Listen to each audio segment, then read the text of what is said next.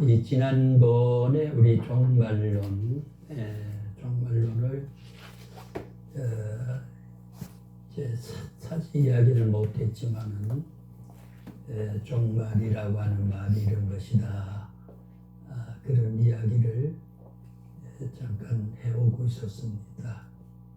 이런 이 종말이라고 하는 이 말은 지난번에 제가 강조하기를 말세냐 종말이냐 그럴 때 이제 말세란 말은 세상 글자 그대로 한다면 세상 끝이고 종말도 물론 마침 종자니까 그 역사의 끝이다 세상의 끝이다 조금 개념의 차이가 있습니다. 그래서 구약에는 종말이라는 말이 없고 끝이다. 세상 끝이다. 그것을 이제 결국 신약에서 종말을 이야기한 내용에 대한 것을 암시적으로 이야기를 했다고 볼 수 있겠죠. 우리가 성경에 구약에서 간접적이든 직접적이든 신약에 대한 내용을 암시하거나 근거를 제시하고 있습니다.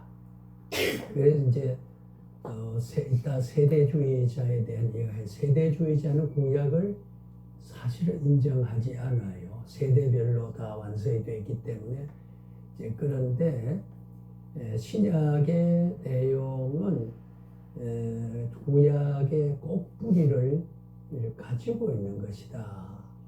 다만 구신 이렇게 하는 말은 예수님이 오시기 전 이야기와 예수님이 오신 이후의 이야기를 구분하는 게 있어서 그래서 창세 이후에 창조에서부터 예수님 오시기 직전까지를 우리가 구약이라고 하면 구약은 그 구약의 내용이 전반적으로 총체적으로 우리가 보면 예수님이 이 땅에 장차 오셔서 구원하신다. 구원자로 오신다. 진리로 오신다. 길로 오신다. 하나님의 모양을 가지고 오신다 라고 하는 내용을 이미 창세기 때부터 이야기가 간접적으로 암시적으로 상징적으로 그렇게 이야기를 했습니다. 그러니까 오늘 우리가 신약의 계시록 20장 4절에서 6절의 말씀을 우리가 천년 왕국에 대한 이야기가 묘사되어 있습니다. 이 말은 우리가 종말이 있어서 그 종말의 마지막 정리를 하는 현상을 어떻게 종말은 완결되느냐, 어떻게 끝을 맺어서 그 이후와 또 어떤 관계를 갖느냐 하는 것을 우리가 천년 왕국 우리가 천년왕국설이라고도 말을 하고 설이라 그러면 조금은 우리 기독교의 정통적인 이론과 학문적인 내용을 말하고자 하는 것보다는 이러한 것을 이야기식으로 또 정통성에서 벗어난 이러한 저런 견해를 이야기할 때 우리가 설이라, 설이라. 그래서 우리가 언어를 선택하고 신앙과 복음의 하나님의 깊은 의지에 적중한 인간의 신앙 정절을 담아 표현하는 말로서 어느 말을 더 우리가 적절하게 생각할 수 있느냐 그럴 때 왕국론 했을 때는 천년왕국에 대한 여러 가지 원리적 이론을 규명하고 이해하는 어떤 연구와 학습의 과정을 이야기한다고 하면 이러한 말이 있고 이렇게 주장하는 설이 있다라고 하는 설왕설래하는 깊은 이론적 방법 밖에서 돌아오는 그런 어떤 이야기들을 우리 설이라고 했을 때 조금은 차이가 있다고 봅니다. 그래서 이 논이라고 하는 말하고 설이라는 말은 서로 이래 쓰기도 하고 저래 쓰기도 하지만은 이제 제 신앙의 정절은, 제 신앙의 깊은 고백은 천년 왕국론이라고 하는 게 참 맞다. 그렇게 설이라고 해서 그 내용을 잘못 말하고자 하는 건 아니로되 일반적인 우리 신학의 외곽에 돌고 있는 말과 실제 정통적인 이론을 말하는 내용하고의 조금 말의 뉘앙스가 있다. 프랑스 말로 말하면 교묘한 차이가 있다. 그렇게 말할 수가 있습니다. 자, 그래서 오늘 지난번에 이야기한 대로 오늘은 이 교리학이 있어서 종말을 다 천년왕국을 함으로써 끝을 마감하려고 합니다만은 조금 사실은 천년왕국설에 있어서 그렇게 간단하게 이야기해서 넘어갈 일은 아닌 내용이 있습니다. 왜냐하면 계시록 전체는 상징적으로 이야기를 많이 했어요. 그때 사회적 배경이 로마 황제의 지배를 받고 예수 믿는 사람에게 많은 고난을 고통을 주고 핍박을 받고 했을 그 배경에서 사도 요한이 도미시안 황제의 박해를 피해서 박모섬이라고 하는, 그때는 요즘 박모섬은 이제 교통도 있고 배도 왕래하는 그런 조금 발전이 되어 있습니다. 옛날에는 무인도요, 또 아주 그 적막한 곳이기 때문에 로마의 황제의 권위로 기독교를 박해하고 기독교를 전하고 수호하는 어떤 인맥을 잡아 가두어서 고통을 주고 그 전하는 기독교를 억압하고 말살하려고 하는 그런 그 황제의 명령에 따라서 되어졌던 그게 유배지, 정배지라고도 말을 하지요. 유배란 말, 정배라는 한자말로 같은 의미를 가진다만 유배는 사람을 그냥 떠밀어서 거기에 배치해서 살게 버려두는 거 유배. 정배라고 하는 것도 마찬가지. 어느 곳에 그가 거처할 곳을 정하여 거기에 머물게 하는 거 정배에 간다. 우리 옛날에 왕정 시대에 보면은 왕한테 조금 불충을 했다든지 왕의 방침에 조금 벗어난 주장을 하고 저항을 했던 충신이 있었습니다. 근데 이제 그 신하들 가운데는 서로 갈등을 겪고 있을 때에 반대하는 자기 동료 정성을 왕에게 밀고를 해서 불리한 이야기를 해서 그가 불리한 대접을 받도록 그래서 이제 유배를 보내고 정배를 보내고 그런 일이 있었죠. 그래서 오늘 이 계시록 가운데서 바로 끝이 이제 천년왕국론이 되고 계시록 전체는 이제 그러한 시대적 상황과 역사적 배경은 상당한 기독교가 박해를 받고 있을 때에, 박해를 받고 있을 때에, 그래서 우리가 성경 해석에서 여러 가지 이제 표현을 합니다만은 왜 계시록을 이해하기 어려운 말과 사건을 들어서 그 많은 종류의 어떤 동물을 거기다 대입을 시키고 묘한 꿈 같은 이야기를, 그래서 우리가 유대 사회에서는 묵시문학이라고 하는 게 있습니다.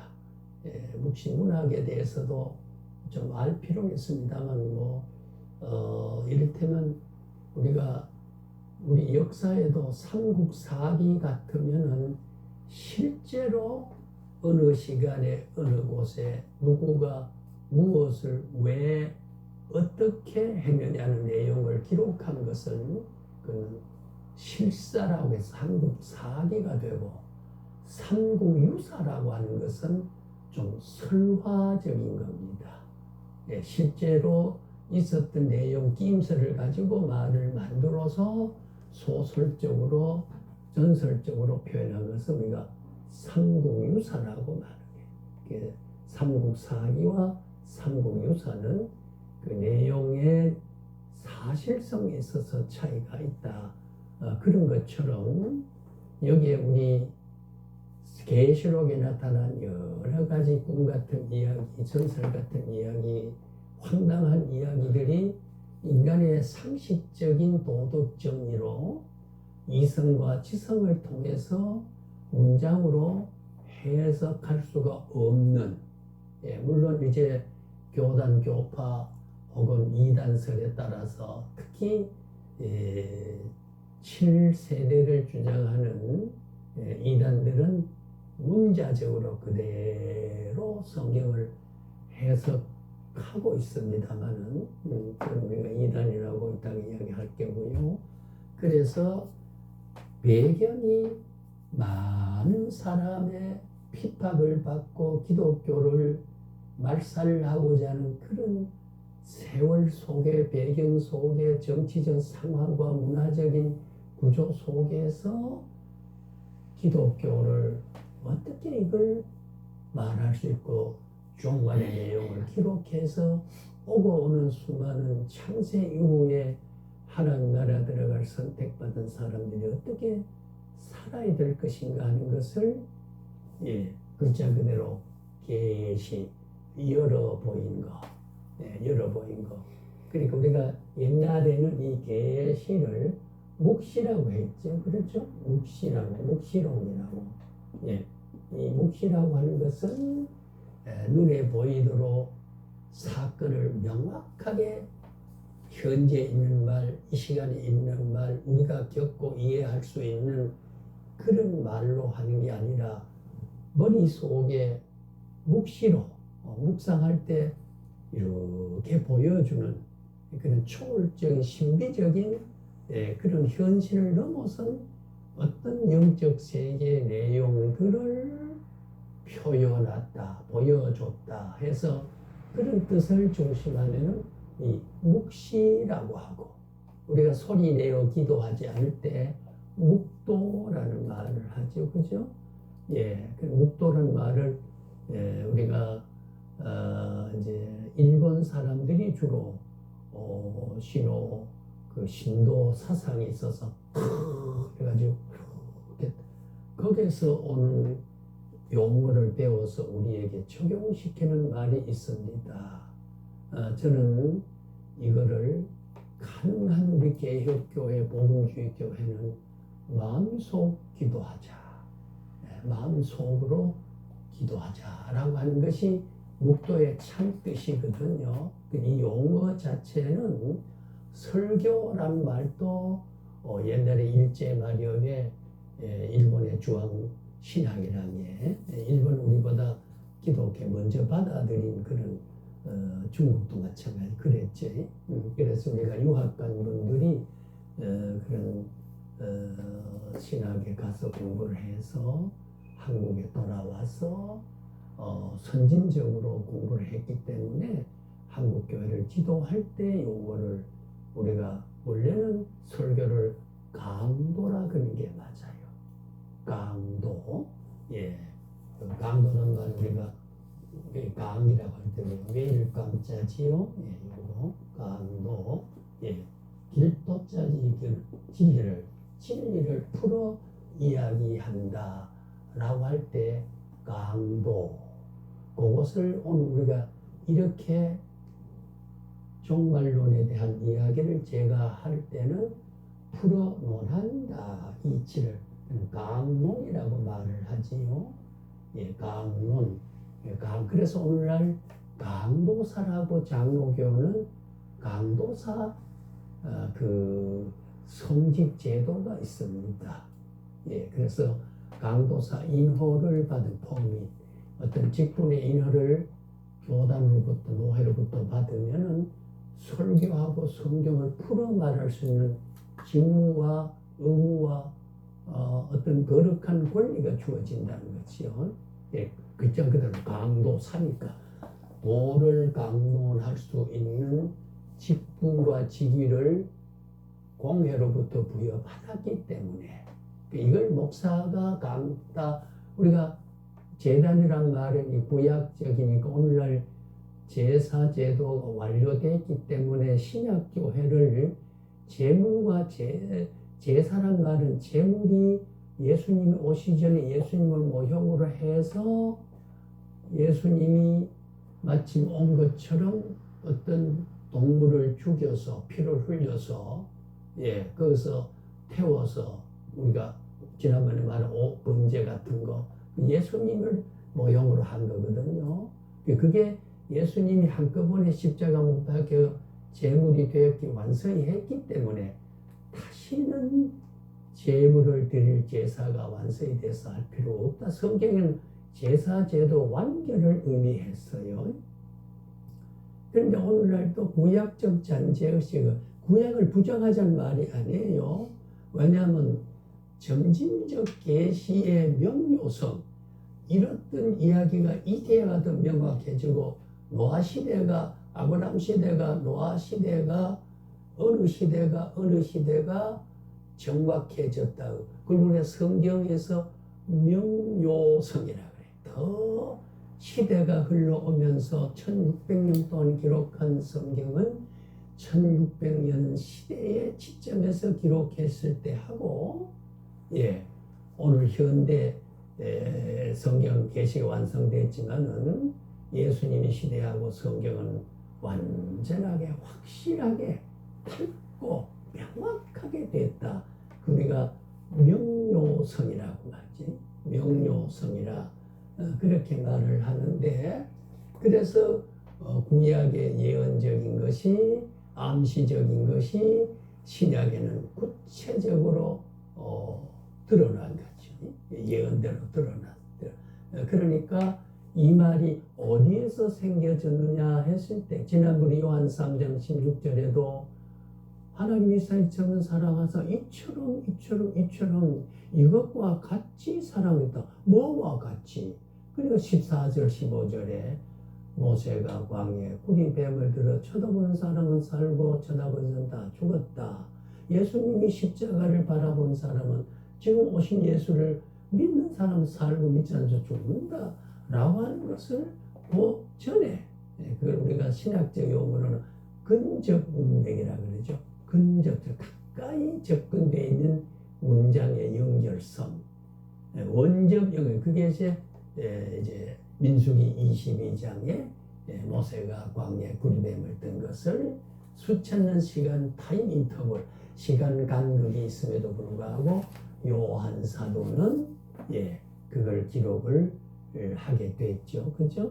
그래서 구약은 지금도 신약의 어떤 이야기를 하기 위해서는 구약의 어떤 말을 인용하고 도입하고 찾아 연결해야만 이 말씀의 뿌리와 줄기와 결실을 알게 되기 때문에 구약이 완성됐다. 그 말은요, 참 신학적으로 착안했자면 우리는 어떻게 해요?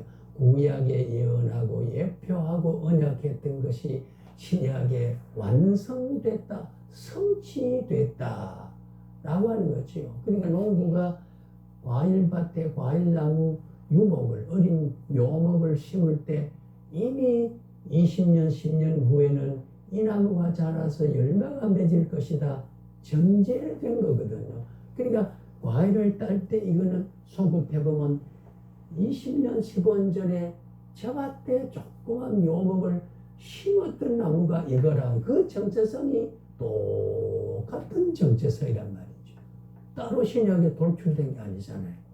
예, 그러니까 그 열매를 알고 그 나무를 알려면 심을 때 그 정체성을 그대로 알아야 열매 맺는 나무가 어떤 나무라고 하는 걸 구체적으로 우리가 이해를 하는 것과 같은 원리라는 거지요.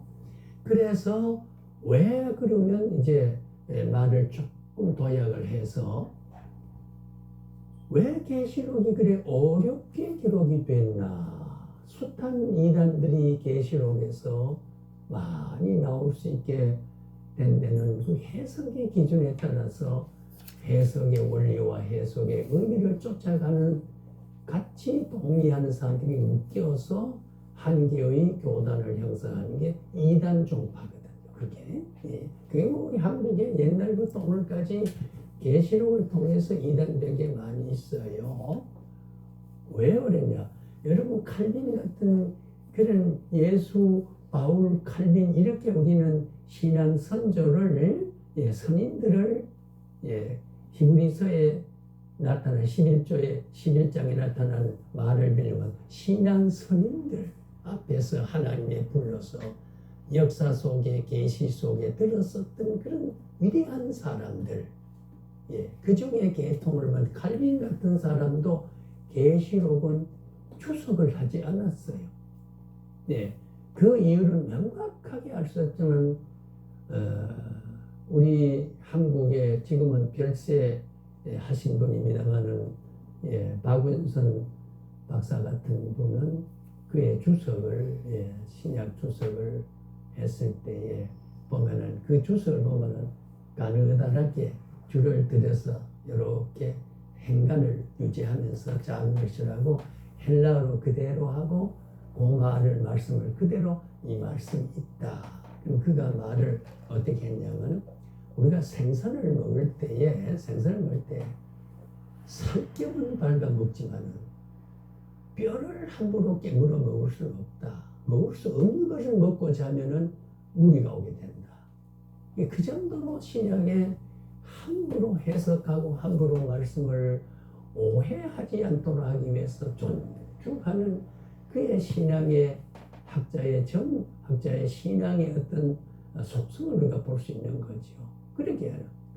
예를 들어서 생선을 살점은 밟아 우리가 해석할 수 있는 대로 해석하지만 아무래도 해석할 수 없는 임의로 상상하고 이럴 것이다 추측했거나 가상적 이야기를 하나 그럴 수도 있겠다고 하거나 그럴 수밖에 없지 않느냐 하거나 자기 주관주의를 객관적 진리가 돌인지 흙인지 옥인지 금인지 구슬인지 모르는 일을 함부로 돌일 것이다 했다든지 보배일 것이다 했다든지 그리고 후대가 그걸 읽어보고 흙인데도 어떻게 돌이라고 이야기해놓고 그건 돌이다 이렇게 믿으면 하나님의 참뜻을 모르잖아요.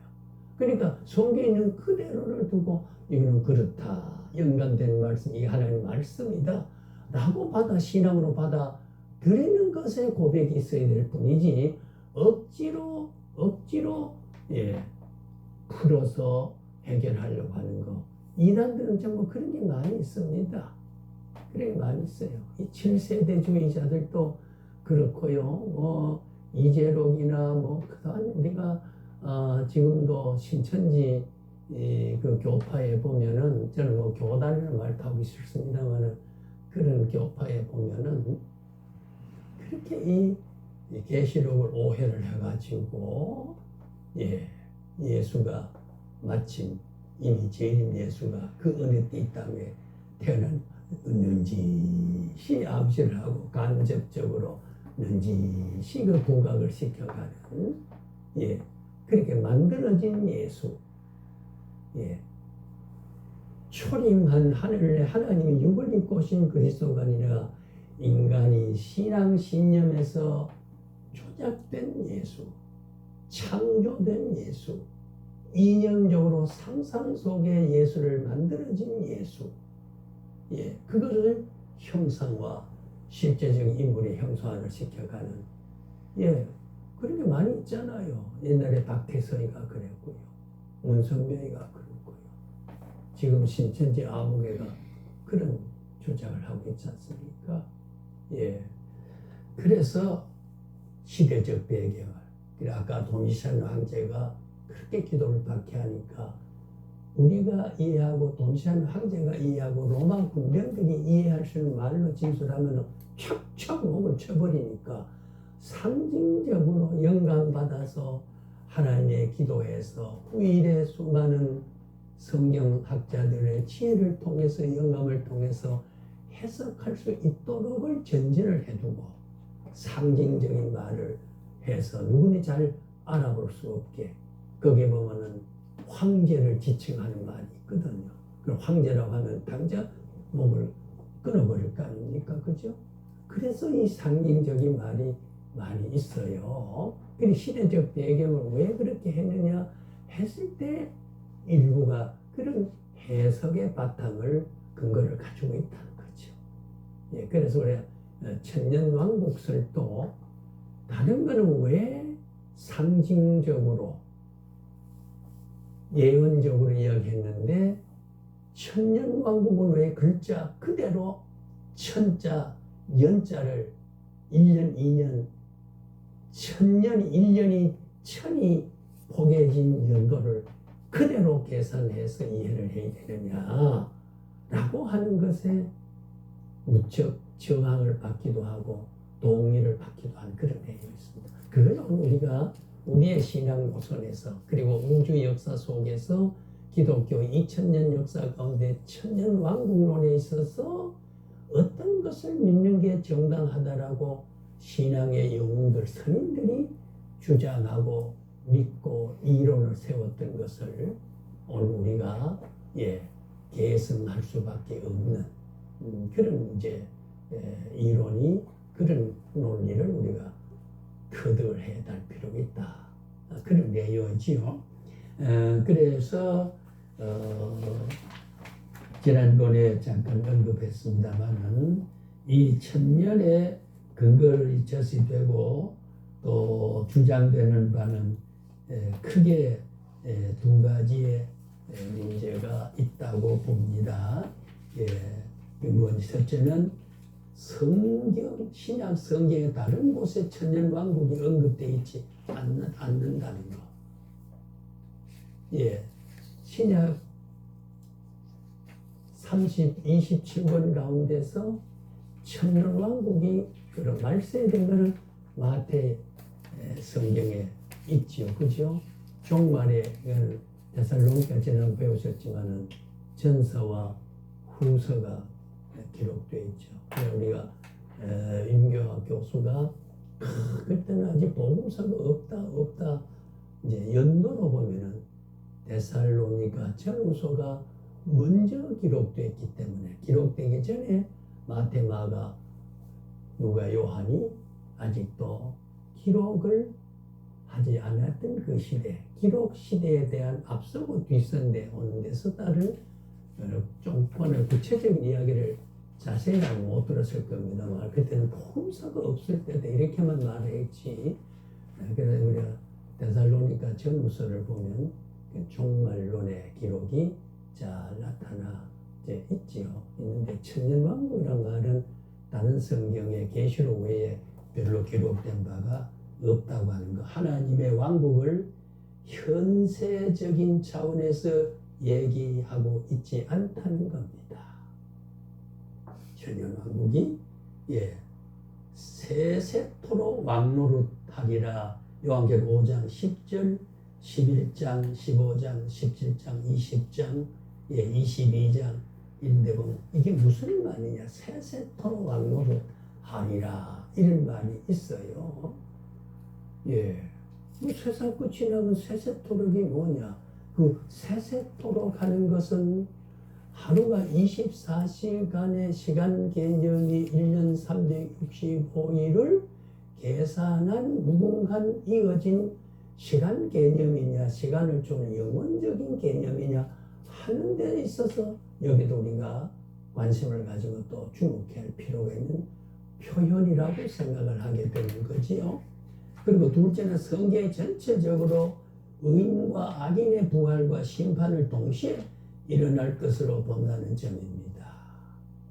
우리가 성경에 보면 첫째 부활이고 둘째 부활 이런 말이 있죠. 이것도 오해가 없이 우리가 잘 좀 이해를 할 필요가 있습니다. 왜 천년왕국론을 좀 우리가 바르게 이해를 좀 해야 되는 그 학습의 전제가, 오늘 우리가 복음을 전하려고 하면 예수를 믿는 사람 보면 수많은 주변에 천년왕국론에 대한 이단설이 많이 있어요. 예. 그리고 목사님들 설교를 이제 시작을 한 다음에 기준을 가지고 자를 가지고 잣들을 가지고 이 캐논이라 우리가 원문으로는 척간이다, 눈금이다 이런 뜻을 가진 캐논이라, 성경은 캐논이지요. 옳으냐 그러냐, 악이냐 선이냐, 지옥이냐 천국이냐, 하나님이냐 이단이냐 하는 사탄이냐 하는 부분을 눈금을 탁 매겨놨단 말이죠. 성경 그런 의미에서 우리에게 캐논이 되기 때문에, 표준이 되기 때문에, 눈금이 되기 때문에, 눈금에 맞으면은 탁 적중되지만 그 벗어나거나 이러면은 말씀에서 벗어난 거죠. 그 캐논이라고 하는 거죠. 예, 캐논이라.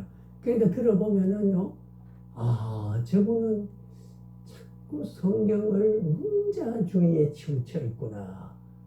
7세대의 이단 종파의 소속은 아니로되 구분 없이 문자 여자주의에 대한 그걸 벗어나지 못하는, 예, 원접 관계와 근접 관계에 대한 문맥적 이해를 성경은 말하고자 하는 본문에 대한 이해가 글자 그대로만 매여가지고 설명하는구나 라는 것을 우리가 이해할 수 있어요. 그럼 우리가 하나님과 나오게 신앙의 정절을 바르게 지키자면 잘못된 말을 솔곳하게 분별 없이 아 그렇군요 동의를 하거나, 그렇잖아요. 예를 들면 우리가 한 전사님이 김석강 교수 별로야 그러면 강조사님 아니야 그분 훌륭하지 그러지 않고 맞아 그래 그러면은 똑같이 되어버리잖아요. 말은 안 했지만 그와 같이 동의하면은 내가 맞아 그래 소리 해도 이분이 말한 것처럼 섭섭하게 해. 꼴 인간적인 하나님의 형상으로 진 인격을 가지고 생각해서 하나님의 인격성에다 해보면 우리는 말씀을 바르게 하지 못하면 하나님이 섭섭하게 생각한단 말이에요. 예, 은혜로운 생활과 복의 생활을, 예, 행복한 생활을 우리가 자꾸 멀어져요.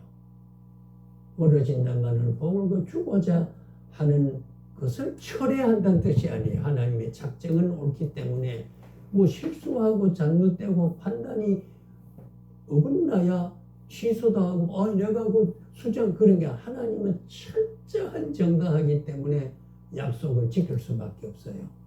그 지키지 않으면 어떻게 돼요?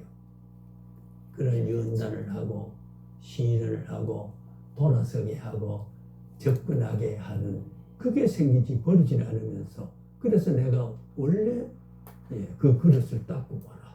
난 준다 말이야. 내가 약속은 네 그 밥그릇을 내가 담아준다. 그러나 때 묻은 거 닦으라 그 말이야. 씻고 와라 그 말이야. 그래 시련과 연단은 주어지는 버리는 게 아니야.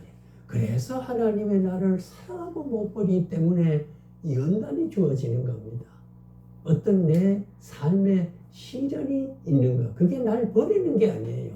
나를 나되게 만들어가는 하나님의 사랑하는 방법의 문제가, 이제 얘가 바로 그렇잖아요. 그죠?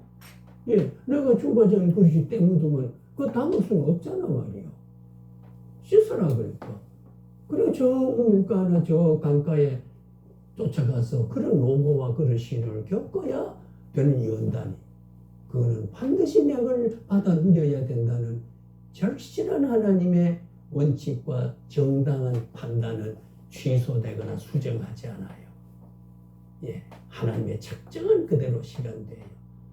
실현하는 방법이 있어서 받아들일 수 없을 때 거듭 강조지만 연단이라는 게 생기고 시련이라고 하는 것이 생겨서 그래서 하나님을 의지할 수밖에 없도록 만드는 거. 이 길로 가다가 하나님의 길로 아버지 날 살려 주시옵소서 하는 길로 돌아서게 할 수가 얼마나 저리 가는 것을 싫어하고 저리하는 걸 버려두지 못하는 하나님이 내게 된 애착이 크면은 그래 가지고라도 다리를 분질러 가지고라도 이리 오게 해야 된다는 얼마나 나를 사랑하며 그러냐. 그렇게 아버지의 불변적 작정된 경륜의 사랑을 이해해야만 하나님을 바라보는 정절의 신앙이 바로 그런 거거든요. 그래서 우리가 천년왕국론을 바르게 알지 못하면 솔곳해서 두고 그래 우리 목사님 하는 보다 그게 옳은 것 같아 뭐 이런 식으로 기국거려 가지고 어떻게 돼요? 때를 묻히고 그릇이 더럽혀서 하나님의 은혜의 그릇이 더럽혀지거든요. 그래야 되거든. 그래서 그거 바르게 알아야 된다는 거예요. 제 말씀 이해되시죠? 예. 그래서 아까 말씀드린 대로 우리가 악인과 의인의 부활과 심판을 동시에 일어날 것이다 라고 하는 것이 다니엘서 12장, 요한 5장, 마태 13장 이런 성경입니다. 이제 여러분 거기에 지난번에 이 문헌에 제가 조금 여러분에게 견해를 밝힐 대목이 하나 있습니다. 예, 이 라보드와 또 뭐라 그럴까요? 이 김달생 이들의 신학의 정절과 신앙의 신학적 사상은 제가 믿지만은 이 표현 앞뒤에 보면 조금 마찰되는 진술이 한 번 있어요. 그걸 제가 여러분 485제 제 책하고 이거는 가리러서 왔는지 안 왔는지 모르겠습니다. 천년왕국이라는 대목을 한번 열어보세요. 천년왕국 대목을 이게 아마 400제 문헌 485면인데 거기 보면은 천년왕국이란 말이 있죠. 있으면은 처음에 천년왕국 어이 천년왕국 교리에 대한 성경적 기초 이런 말이 그 대목 있지요. 거기에 보면은 계시록 20장 4절 6절인데 이 성구에서 순교자들과 진정한 성도들이 부활하여 그리스도와 더불어 1000년 동안 왕노릇한다는 것은 장차 그리스도께서 돌아오셔서 지상에서 천년왕국을 세우시고 부활난 성도들과 함께 통치할 것을 가르친다. 단정을 해서 표현해서 이거는 안 돼요. 그럼 천년왕국, 지상 천년왕국을 상징적으로 해석한 것이 아니라 문자적으로 그대로 된다는 말로 그럼 이 말을 그렇게 진술했다라고 하는 거 자기 의견에 믿는 것처럼 표현된 것은 김달세 로버트 이 사람들의 신학의 평소에 그들의 신앙 이념과의 그 진술이 조금 제게는 저항을 느낍니다. 이 곡을 그렇게 참고로 그러나 다른데 이제 보면 모든 것 저항하면서 그렇게 진술되어 있죠, 그죠? 제가 근데 그거는 그러면 이 천년왕국은 어때요? 상징적이라보다는 여자적, 문자 우리가 제가 자주 쓰는데 여자적, 문자적이란 말이죠. 한자로 같은 여자, 글자 자자지요. 글자와 글자에 기록된 데와 같이라고 할 때 여자주의, 여자론적, 여자적 이런 말하고 문자적이란 말은 글자 그대로 기록된 여자나 문자나가 기록된 글자 그대로라고 하는 말을 문자주의, 여자주의 같은 내용인데 우리가 학술적으로 표현하는 것을 우리가 밥 먹어라 하는 거와 식사하고 가야지. 식사와 밥은 같은 거잖아요. 그죠? 이 식사는 밥 먹는 행위, 밥 먹는 일이고, 밥이라고 하는 것은 먹는 대상에 대한 먹는 재료란 말이에요. 그러니까 밥 먹으라는 말을 식사 먹으라 소리 하면 꽃감 전말하는 거죠. 그죠? 꽃감은 접이 된 게 꽂은 감인데 꽃감 접이라 그러면은요. 오늘 우리가 처갓집, 외갓집 하는 외가 그러면 어머니 친정집을 말하는데 그리고 집을 또 붙이거든요.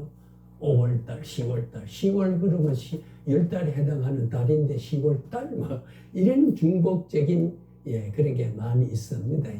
있는데 여기도 이제 문자주의라 그런 말은 글자 기록한 그대로 물론 우리가 성경 해석에 문맥적, 문자적, 어법적으로 할 때는 1차적으로 사전적 의미를 밝혀야 돼요. 그래서 원문으로 영어는 이렇고 라틴어는 이렇고 헬라어는 이렇다, 히브리어는 이렇단 말은 문자 해석이 돼야 돼요. 왜 이 말을 선택했느냐라고 하는 거거든요. 선택했느냐. 그걸 우리가 알고 그러나 의미 구조는 그렇지만은 기능적으로 이 말이 어떤 기능을 가지냐. 아까 말했던 밥 먹으라 그런 것이 식사란 말이에요. 먹는 행위는 하나의 우리의 노동적인 말로 일이 행위란 말이죠. 몸짓이란 말이죠. 밥을 먹는 일을 식사고 밥이라 그러면은 먹는 일이 아니에요. 먹을 수 있는 대상의 재료를 지칭하는 거지 먹는 일은요. 그러니까 식사는 밥 먹는 일, 밥 먹는 일은 식사. 그렇게 되는 거거든, 이제. 왜 이제 제가 이런 말을 늘 강조하냐면 성경은 문자로 줬기 때문에요. 문자로 줬기 때문에 그걸 안으로 하나님의 가슴을 적중하게 알아가는데 중요한 이해 비결이 되기 때문에 이런 말을 해요. 그건 제게 주신 하나님의 은사거든, 이게. 비교 우월을 말하는 거 사실을 말하는 거예요. 그래서 우리가 글을 일단 여자주의, 문자주의를 할 때는 글자 기록한 거와 같이라고 하는 거와 기록한 글 그대로라는 말에 똑같은 말을 쓰는데 때로는 문자주의, 때로는 여자주의. 그런데 이제 아까 말 7세대를 나누어서 하나님의 그 천지 창조의 종말까지를 7세대를 나눈 이단설에는 여자주의라고 하니까 아니고 그들에는 문자주의란 말은 교과서 속에서 우리가 쭉 써왔기 때문에 문자주의자들은 문자적인 내 노예에 매여 있는 사람들은 이렇게 그 말은 문자라고 하는 것은 우리가 두 가지로 의미를 새겨가지고 일단 의미 새겨야 되죠. 그죠? 이게 무슨 뜻이냐. 그 다음에는 이게 기능적으로 이 문자가 어떠한 역할을 하느냐가 중요해요. 지난번에 우리 내 마음에 한 소원을 품고 행케 하신다고 할 때 그 소원은 참 영생에 대한 확신에 찬 기대라 그런 말을 했거든요. 그죠? 그래서 그런 기대, 확신에 찬 기대라면 확신하고 소망하고는 본질적으로 나누어질 수 없어요. 그런 확실한 영생에 대한 믿음의 확실한 생각을 가진 거. 그게 소망이다 그 말이에요. 소망이 신앙이 확실하지 않으면 그 소망이 뭐 후리 하면은 아무런 믿음에 대한 어떤 행복감이라든가 기대치가 없어지거든요. 그럼 이제 기능적으로 신이란 말은 아니지만은 뜻으로 사상으로 보면은 소망은 신앙이라고 하는 말과 연결해서 생각할 수 있는 언어의 기능적, 다시 말해 언어의 역할이 있단 말, 언어가 하는 일이 있단 말, 그 말 속에서 역할을 한다 그 말이죠. 자, 그래서 오늘 우리가 천년왕국이라 이런 말을 했을 때 아까 조금 전에 말씀드린 대로 현세적인 천년왕국이 예수님이 다스린다는 말을 그럼 오늘 우리도 앞으로 요 말을 그대로 믿는다고 하면 어떻게 돼요? 예수님이 오셔서 1000년 동안 우리가 부활해가지고 영원한 극락에 가기 전에 한 세월을 보낸다는 그런 의미가 답은 있잖아요. 그지요? 이게 이제 이 글에 있어서 저는 조금 문제가 있어서 일단 밝혀줍니다. 아이고, 자꾸 제가 열이 나는 거 보니까 이제 한참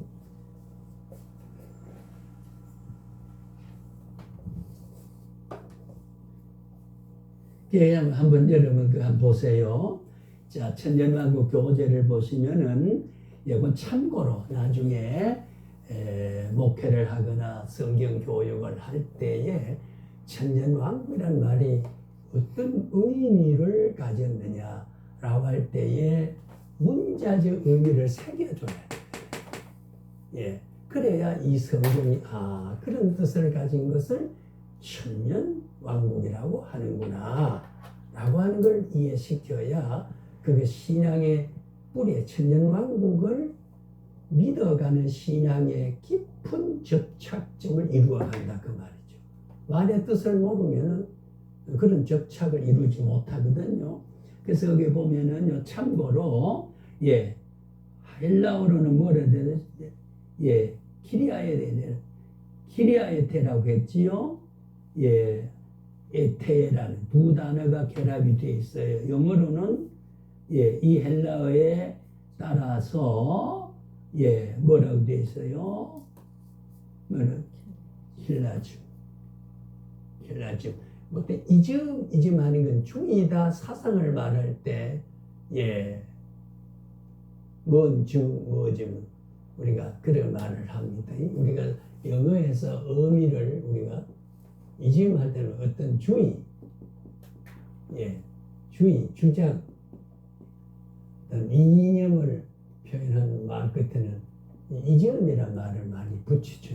이즘이란 말을 붙입니다만은 그래서 우리 라틴어를 보면은요, 밀레라고 우리가 밀레란 말은 천이란 뜻이죠. 천이래. 우리가 밀레니엄 시대다 이런 그 21년 이 세대 시대를 말할 때 이 라틴어에서 그래서 지난번에 언제 제가 말했습니다. 영어는 라틴어의 뿌리를 가지고 있는 말이 많이 있습니다. 그래서 우리가 신학 문헌을 읽어보면요, 라틴어에서는 그런 것은 그리고 70인역 자꾸 말하는 것은 그때의 이 말을 70인역에서는 이렇게 표현됐다는 근거를 알기 위해서, 근거를 우리가 알기 위해서 그래서 70인역도 그때 12지파의 6명씩을 차출해가지고 학자 6명씩 차출해서 70몇 명이 신약을 구약을 히브리어를 헬라어로 번역해서 만들어 놓은 거. 그러니까 히브리어에서 주먹이라 했으면 헬라의 70인 사람들이 구약의 주먹이라 표현한 것을 어떤 단어로 표현됐나 라고 하는. 그래서 오늘 해석을 할 때 그래서 뿌리를 추적하는데 귀한 해석의 자료가 될 때에 우리 70인역을 운운하게 되게 되고요. 라틴어라고 하는 것은 그때 우리가 보통 이게 뭐지요? 읽어보세요.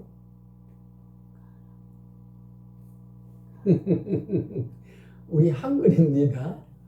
한글 고전이 가람이라는 거지요. 가람 뭐예요? 강이에요. 강. 강. 이거는 증이죠. 그죠? 증은 뭐예요? 천이란 말이죠.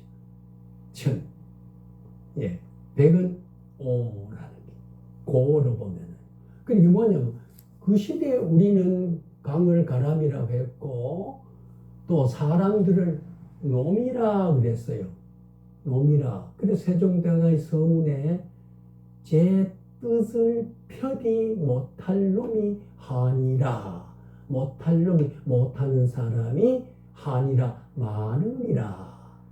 우리가 큰 신장로길을 우리가 자 보세요. 신장로란 말은 한자말로 새신자 지을 작자 길로자입니까?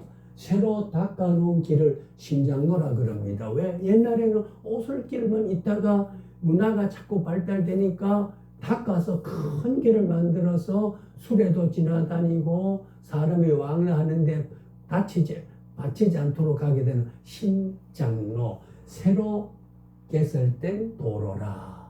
그 신장로입니다. 오늘 이 차도를 오늘 또 노인들이 저 신장로에 나가봐. 그럴 때 그게 뭔 말이냐? 그게 그 시대에는 큰 도로, 차가 다닐 수 있는 도로로 오솔길, 구불구불한 오솔길을 새롭게 넓게 닦아놓은 길을 신장로라 그런단 말이죠. 그러니까 이 어느 문화적 배경을 알아야만 오늘 차도란 말이 문헌 속에 신장로라 되면은 오늘 왕래하는 차선을 중앙선, 차선 이런 도로가 신장로에서 나온 거다라고 했을 때 그때 문화와 오늘 차도가 왕래하는 그것과의 우리가 같은 맥을 같이 하고 있는 말이다라고 하는 거거든요. 예. 그래서 우리가 지문 오온이 백이다 그러면은 이것이 오늘날 사어가 된 고어를 안 쓰니까 그렇잖아요. 물어봅시다. 100, 200, 300, 400, 500, 그 다음 뭐지? 얼마지요? 600? 600? 아니, 네. 501. 500? 1. 1이죠. 501이지, 500다. 자, 그러니까 우리가 온, 지문, 이런 말은 옛날에는 천이다, 백이다 하는데 오늘날 여신, 일은, 여든, 아흔, 뭐라고요? 아흔 다음에 뭐라고요? 아흔 다음에? 자, 열, 스물, 서른, 마흔, 쉰, 여신, 일은, 여든, 아흔, 그 다음에는 백이죠. 백은 여신, 아흔, 이런 말과의 관계없는 이사 끄다 붙여도 예, 아흔하고 백은 온이니까 아흔 그랬으면 온이라고 해줘야 돼요. 온, 천, 지문, 골, 잘, 골 이렇게 가야 되는데 골백 번도 더 간단 말은 10만 번도 더 왕래한다. 그렇게 아직도 여유가 있는 말을 강조법으로 과장해서 표현하면 예, 1000만 번도 더 갔다 오겠다. 뭐. 내가 그 말 듣는 거 아까도 제가 우리 이 목사님 사석에 잠깐 뭐라고 했냐면 그때 이래 하니까 그런 말씀은 많이 한 걸 또 한다는 식으로 이야기했거든요. 근데 그때 적응할 수 있는 말이 있으면 항상 도입을 해야 될 수밖에 없어요. 그 듣는 말은 계속 듣니까 정말 또 한다. 그럴 수밖에.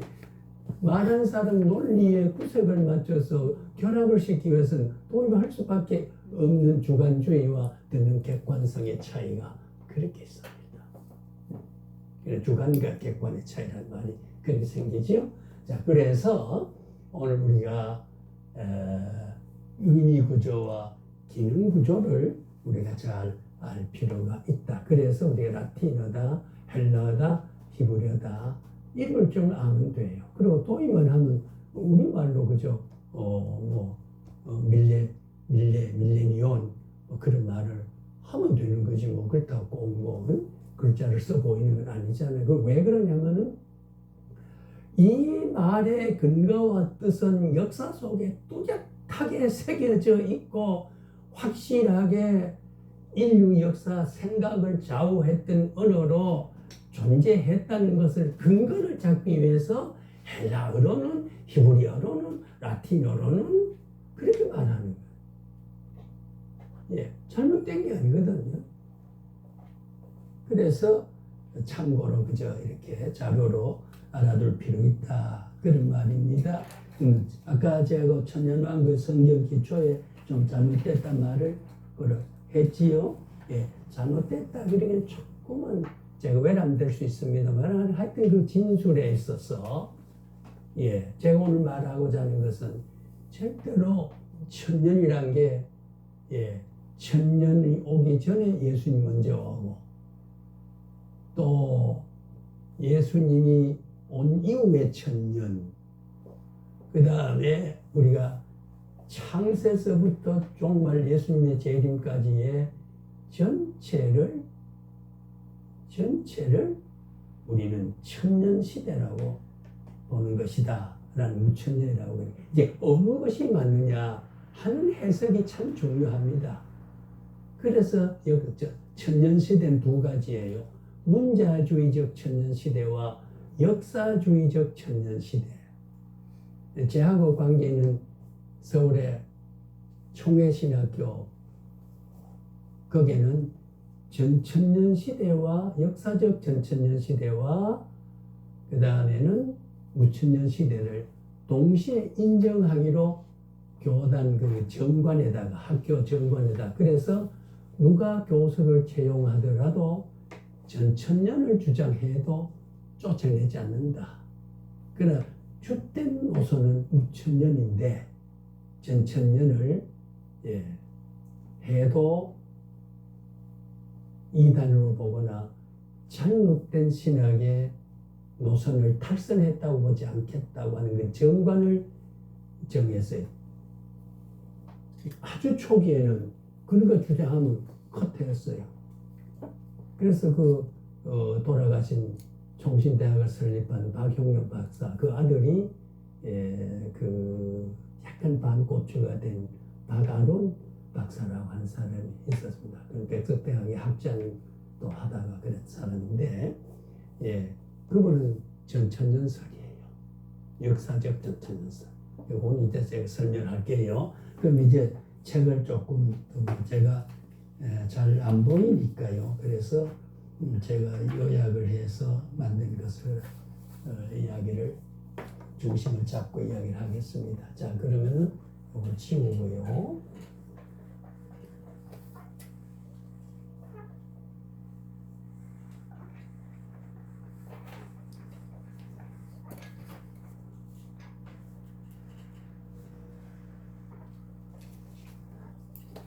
자, 아까 예를 제가 적당하게 들었던 것 같아요. 그죠?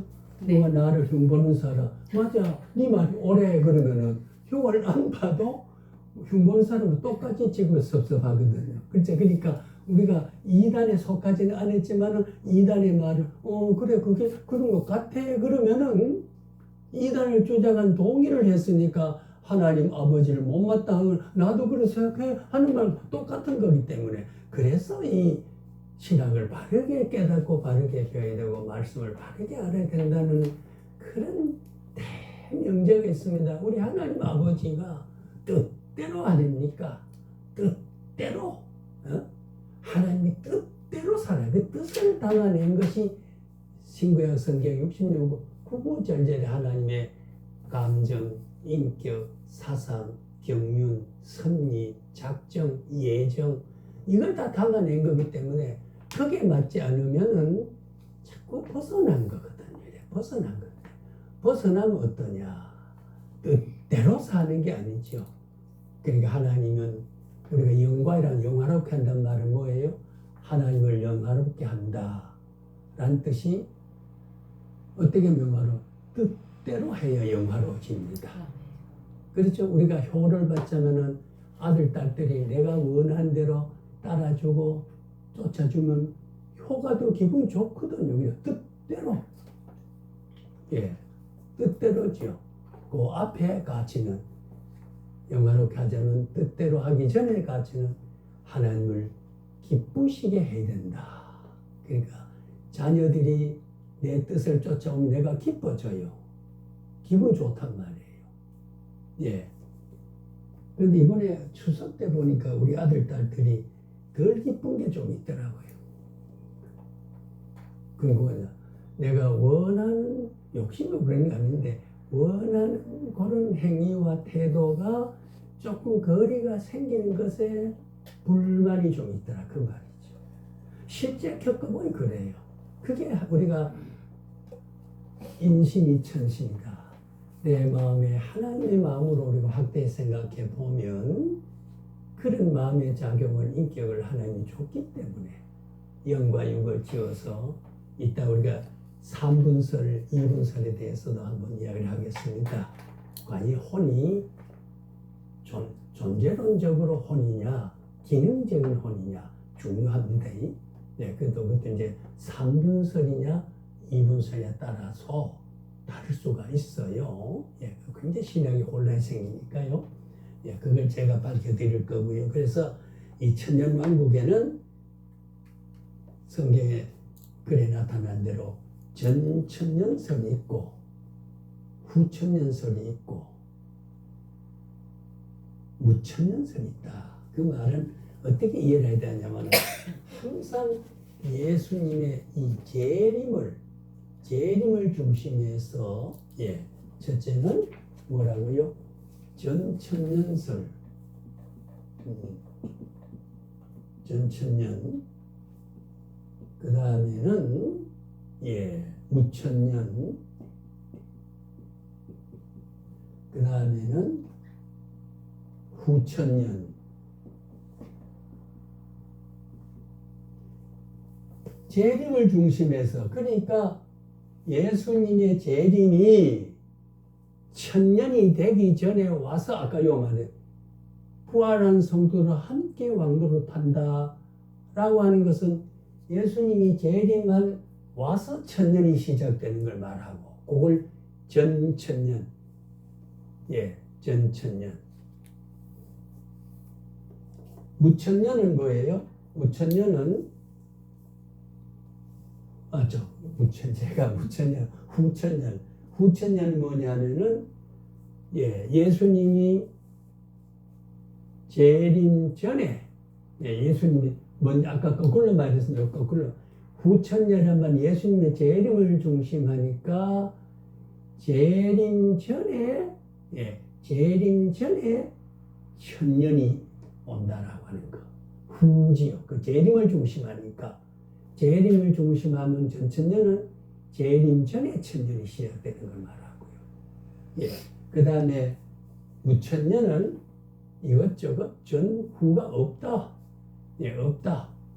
그러니까 한마디로 말하면 예수님 시대에서 종말까지의 창조에서 종말까지가 전체 우리 교회 시대고 특별히 예수님의 강림에서 초림 요것을 우리가 강림에서부터 처음에 우리가 초림 강림을 우리가 초림이라 그러기도 하고 강림이라 혹은 강생이라 강생하신 주라 찬송에는 강생하신 주라 강세란 말이 이 땅 위에 내려오서 태어났다는 말을 강생 그렇게 뜻도 있지요. 그래서 이 강림한다 초림한다 라는 것은 결국은 여기서 종말까지의 전체 이 기간을 그냥 천년 시대로 상징적으로 본다 그 말이에요. 왜 다른 것은 전부 상징적으로 해석하면서 천년은 문자적으로 보느냐 그 말이에요. 왜 전천년이라고 그러고 무천년이라고 그래 말을 하고 후천년이라고 천년 시대를 말하느냐 여자적으로 문자적으로 왜 말을 하느냐라고 하는 거지요.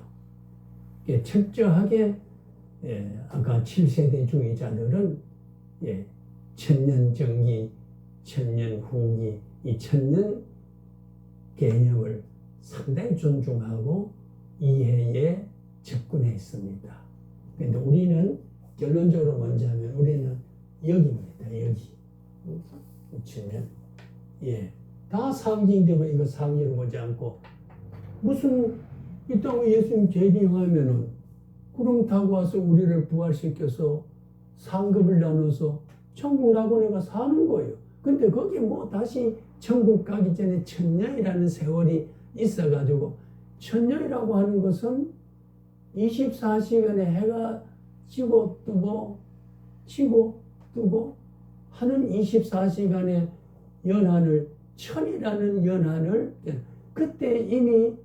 세상에 이럴 성신이 다 없어지고 새하늘과 새 땅이 열릴 때 무슨 천년의 세월을 계산할 수 있는 달이 뜨고 별이 뜨고 해가 떠서 24시간의 지구 공전과 자전에 그것이 그대로 남아있느냐 그 말이요.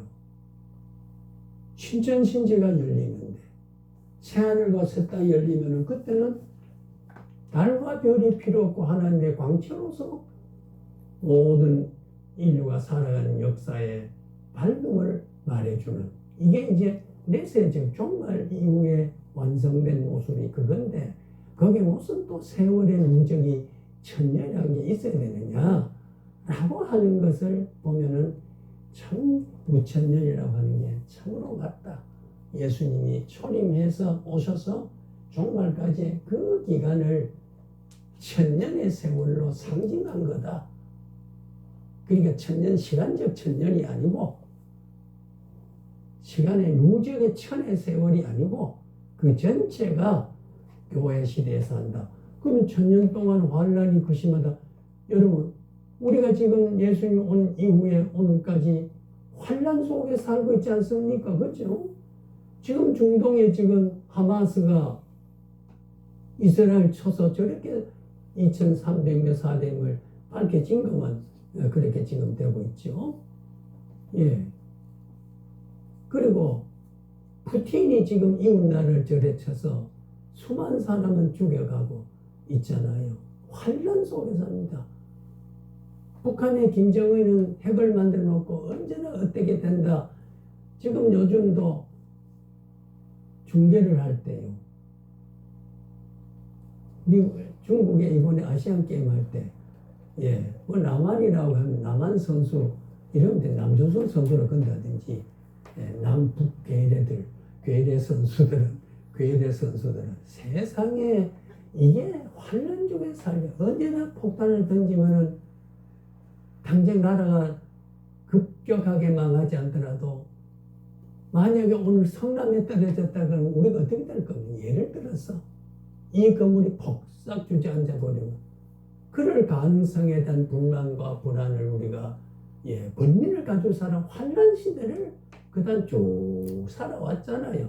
예, 예수님 온 이후에 종말까지 이게 환란 시기란 말이에요. 그렇게 해석하는 것이 성경 전체로 맞다 그 말이죠. 예, 맞아요.